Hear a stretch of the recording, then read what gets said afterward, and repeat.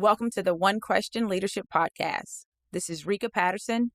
I believe a leader should model the behavior and habits that we expect from our staff and team. Excellence, work ethic, grace, forgiveness, and love. Extremely hard, extremely tough, and together, because this gives us the best chance to achieve our goals that we have control over. The NCAA Leadership Development Program taught me many different things as an intern, work habits, and athletic professionalism. The ACE program taught me how to ace the interview, preparation, delivery, and messaging. Enjoy the episode. Greetings, this is Ty Brown, and welcome to the One Question Leadership Podcast, where we highlight executive leadership in college athletics. Today's episode was recorded at the 2023 AVCA National Convention. Take a listen. I am joined by Matt Buttermore. Matt is the head volleyball coach at Omaha. We are at the 2023 American Volleyball Coaches Association's National Convention. Greetings, Matt. Thanks for joining us. Thanks for having me.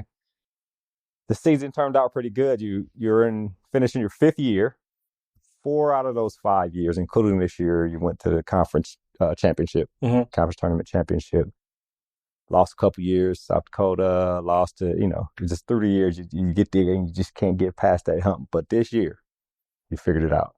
We did. Talk to me a little bit about if there is any nuances or tweaks in the culture that you made, or is it just the ball fell our way this time? Tell me about that. There's always tweaks. Yeah. You never know if they make a difference or not. So I think this year we looked back to the last two finals, and one thing we noticed is we didn't miss hardly any serves, and so we knew we weren't being aggressive enough. So that just told us what our mindset was going into those 21 and 22 conference tournament finals. And I think we missed 8 serves in the first 2 sets, which is too many this year, and we lost the first 2 sets as well. But I think we were going for things, and once we were able to turn it around, and Kansas City played really well in the first 2 sets. And once we were able to turn it around, we were aggressive and able to finish out the last 3 and win the tournament. So there's some resilience to it, right? Yeah. Which is important. Spent a long time at Hastings. Tell me about that being your first head coaching job. 7 years, I believe. You get another job, and you have your habits set, but coming in, I can't be the same coach I was because this is a different institution. So tell me about when you get to Omaha 5 years ago, where you were as a head coach and how you evolved over the last couple of years. Yeah, I wanted to make sure we weren't coaching out of fear. So, if there was something we wanted to change from Hastings, I went for it. We changed our blocking when I got here. That I was starting to make the change at Hastings, and so and this job kind of came open a little bit later when jobs come open. Rose retired a little later, and so I had to make a decision. Do I want to keep trying to train? This is just an example. This blocking this way, or do I want to go back to my old way that I already know? Yeah. And we tried. Actually, it was a horrible failure. We're probably the worst blocking team in Division I for about 2 years. So I did end up going back to the old way. But that was one thing. I didn't want to take the job and then and coach out of fear. Yeah. Be like, is this good enough for this level? And so just really wanted to just get after it. And I think some things we did a good job on that, and some things we maybe kept and should have changed, but just being willing to kind of take a look at everything. That's interesting, because you said you were going that direction at Hastings, and then continued it at Omaha, see if it worked or didn't work, so you went back. But the evolution didn't stop. Even though you went to a different job, your evolution as a head coach and leader in terms of figuring out the tweaks kept going. Yeah, I thought that was important. I thought if I compromise here and trying to get better, then we know what else we're going to compromise in, and that I just now I don't know if I was always perfect in that mindset, but that was the mindset I tried to bring. Well, I think that's important as a leader, right? Especially not being rigid, right? Yeah. Trying something out. Yeah. Even if you said the first. You still went to the conference finals in the first year, even if you didn't.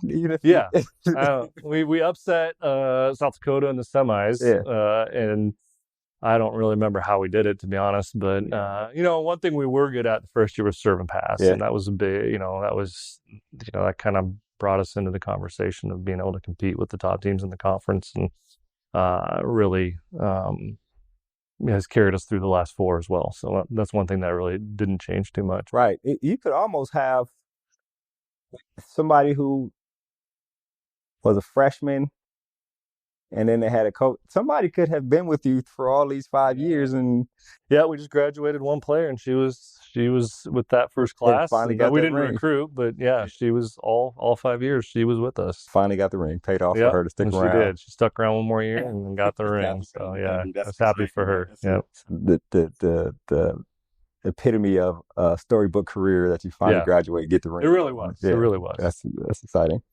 So one thing I wonder is about your thoughts on just the overall health of the sport. You think about the game and how it's played. You think about challenges recruiting, student athletes. You've been in the industry coaching for roughly 12 years, head coaches 12 years, I believe. And you talk about the evolution of the student athlete or the coaches evolving, whatever it is. So just the health of the sport of college volleyball. I think it's in great shape. I think I saw that the regular season TV viewership was its highest ever, and it jumped by quite a bit. Right.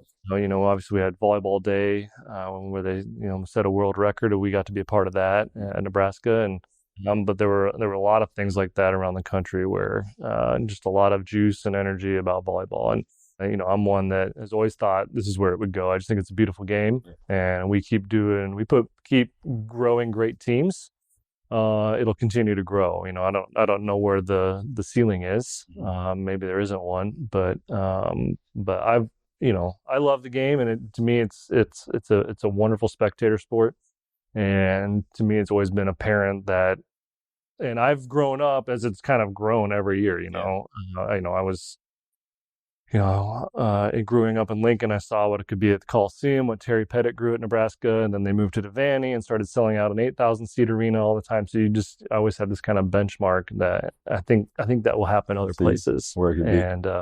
And it's starting to, and it is. So being a part of that volleyball day, tell me about that experience. It was great. It was chaotic. It was loud. It was, the wind was blowing a little bit, so you couldn't shuffle all your papers. You just kind of set the clipboard down and just stand it out there coaching. We got to play. Let's go. Kind of just raw almost. It was kind of fun. So, we wish we would have done a little better, but we had a really young team, and it was a great experience for our girls, and a great experience for a lot of girls that got to see that. I think was really powerful. My 2 daughters got to be there and experience it, and I'm sure everybody else in the stands felt the same. Yeah. So I mean, just looking at the pictures on social media and some of the stats that were involved, it's like this is what the game can be, right? So you're saying growing up in Lincoln, you can see those things. I think that's excellent. Yeah. So a lot of news in college athletics you see involve college football, college basketball. You talk about NIL, transfer portal, and all those types of things.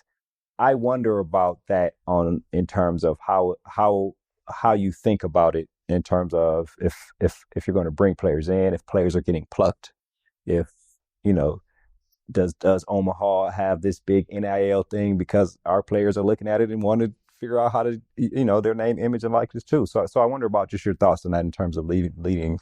Yeah, it's a complicated deal. I think kids getting a chance to market their name, image, and likeness is a good thing. There's a lot of money being slushed around in college athletics, and restricting them from being able to market themselves, I think is hard to stomach. We have a collective, we have a couple things going on in Omaha, and great leadership there in the community, and then in our administration. Yep. And so, we've had players with NIL, smaller, certainly NIL deals and things. But, I think, you risk when you look at the football and basketball, they're almost in their whole nother world. So, and you just wonder, will you lose some of the charm of college sports, and is that important? I don't know if that's important. I enjoy watching the NFL and stuff. So, when they throw it, they catch it a lot more than they do in college. And I just always enjoy that more. So, but is it going to lose that charm of, the kids playing the game and what is money doing to the sport. Right. What about transfers? Yeah, we haven't seen that to the degree. Well, you've seen that a little bit. I think I haven't.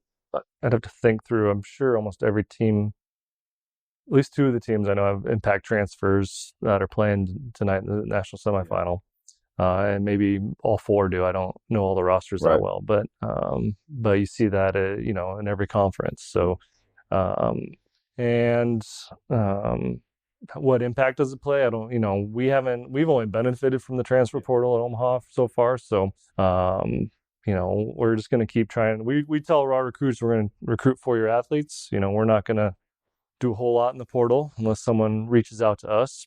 For the most part, we just we're not on a beach or something where a kid wants to come spend their 5th year or something. So that's just not who we're not gonna have sustainable growth living in the portal. So and we're looking for 4-year athletes. That's the commitment we're making to our recruits. And we'll deal with those other issues if they pop up, but they're probably good issues to have.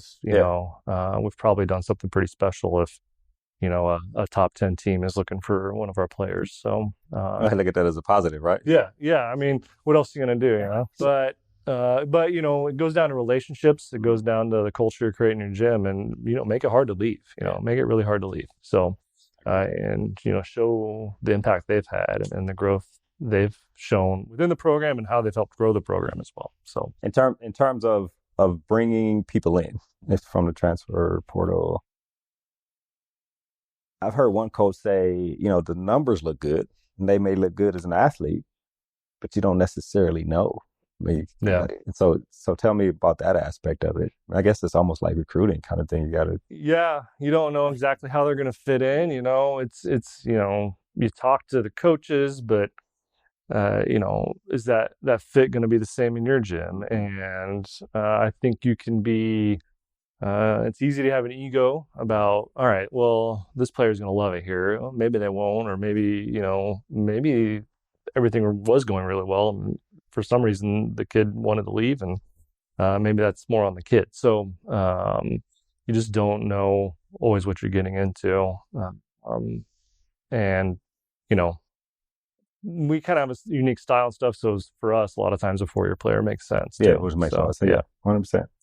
There are a lot of changes in NCAA. I wonder, do you spend time thinking of, as a leader of an organization, you got to be present in making sure things present are as successful as they can be, so we can hit the goals and execute whatever purpose we set for ourselves, right? Right. But you also kind of have to think strategically too. Plan, especially when you talk about recruits and student athletes. You like the 4-year player, but plan because who knows, right? Tell me about how you think about those things. How do you and the staff, or you and the athletics director or the sport administrator, or even some of the seniors on the team or the people who will be leaders, tell me about those types of conversations, thinking a year out, 2 years out type situations. In terms of relative to NIL and the transfer portal, or just anything? Just the volleyball, NIL, transfers, recruiting. Yeah, I think every year you have to take a hard look at everything in the program, and I have a kind of a system I go through and handwrite out a lot of stuff actually. One thing we talked to the team about this year is, everything is really set up for us to be good next year, right? We graduate we pushed through the conference tournament final finally. We are excited about our returners and our kids coming in, but we have to be willing to grow.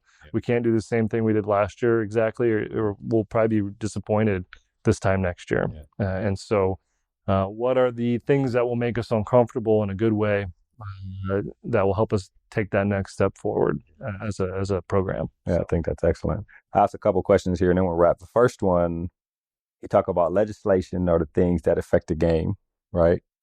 And then you talk about rules or the things that affect the game on the court. So if you could push a button and have legislation that you feel like the game needs, tell me what that legislation would be. I think we went down to a 5-minute break between 2 and 3. And so, for example, like at the NCAA tournament, we couldn't go back to our locker room because it was so far away. And so we're just kind of sitting in a gym in a hallway having our pregame talk. Our kids can't go to the bathroom. And so I think in volleyball, we do a huge disservice to our student athletes and to the sport. I think they did it for TV reasons. I don't know what difference it makes. Every other sport has like a halftime. Yeah. Why can't we have a 7 to 10 minute break and, sell a few more concessions, all that stuff. So I would change that. Maybe look at the center line rule a little bit, but I think those are, two ways to really kind of improve our rules just in the mechanics of the game that would really help us. Yeah, I think that's excellent. Last question I ask you is kind of a leadership thing. When you talk about culture, right? And people out who may be watching or listening to this that either want to be head coaches or are head coaches and are always looking to evolve in terms of improve what they're doing. What are one or two things that you think are necessary to develop an excellent culture for a program or organization? Yeah, there's a great Hugh McCutcheon quote I read the other day. It said, "It's not about you, but it is up to you." And so you have to, it's a weird thing. Like you have to have the ego to tell the AD, like, I'm the person to lead this program to glory, right? So whatever the next step is for that program, whether it's in national championships, NCAA tournament, whatever. So, but you have to have the humility to be able to examine everything. And so that is the wire you have to walk as a head coach, and bringing in assistants and empowering them to do things as well. And, and so you have to have the confidence in putting in the work and understanding the game and understanding what you want to communicate. Also having the humility to re-examine things and let people help you that can help you. And I think that's something, and you have to keep learning that a lot of times, whether you're losing a lot or winning a lot, you end up relearning a lot of that. I think that's excellent, right? The confidence to believe you can do it, but also the humility to know that, hey, I'm not going to be able to do this on my own. I also need to look at everything, be willing to receive critique and educate and learn and evolve as a head coach. I think that's excellent, man. I really appreciate you joining us here with D1 Ticker and Coach's Wire. Glad to be here. Yes, sir. That was Matt Buttermore. He is the head volleyball coach at Omaha. Of course, I am Ty Brown with one question. And keep in mind, the role of a leader is to create and maintain an environment that people want to be a part of. And as always, be better tomorrow than you are today.